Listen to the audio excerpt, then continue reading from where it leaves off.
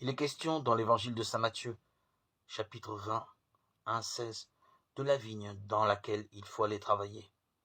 Le propos ne concerne plus le moment de l'embauche, le moment de la réponse favorable à l'appel du Seigneur, mais la réponse elle-même.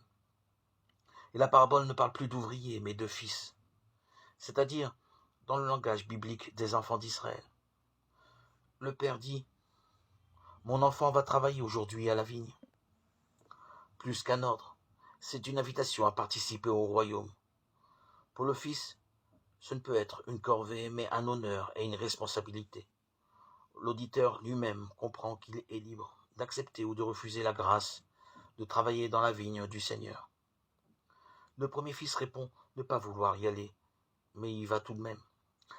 Son repentir le fait changer. Le prophète Ézéchiel l'annonce déjà. Le méchant vivra s'il se détourne du péché. Le second répond positivement avec déférence, mais n'y va pas.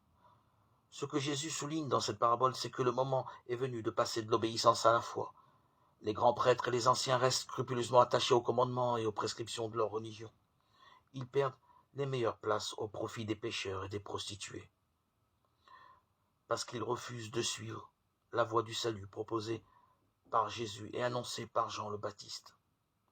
Ils laissent leur place à un peuple nouveau de croyants. Ils disent, mais ne font pas. Or Jésus nous a avertis dans le sermon sur la montagne. Ce n'est pas en me disant « Seigneur, Seigneur » qu'on entrera dans le royaume des cieux, mais c'est en faisant la volonté de mon Père qui est aux cieux. Matthieu 7, 21. Cette volonté du Père, l'apôtre Paul l'explicite dans sa lettre aux Philippiens. Il faut rechercher l'unité à la suite du Christ, de Jésus, qui a pris la condition de serviteur.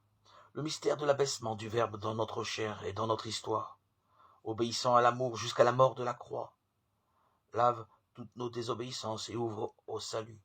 Croire en la parole, se repentir et agir en frère, telle est la voie du royaume de Dieu, qui est à l'œuvre dès aujourd'hui. Seigneur, enseigne-nous tes voies, fais-moi connaître ta route. Le chemin de Dieu rejoint celui des hommes lorsque ceux-ci rejoignent le Christ dans sa parole. Dieu qui donne la preuve suprême de ta puissance. Lorsque tu patientes et prends pitié sans te lasser, accorde-nous ta grâce. En nous hâtant vers les biens que tu promets, nous parviendrons au bonheur du ciel.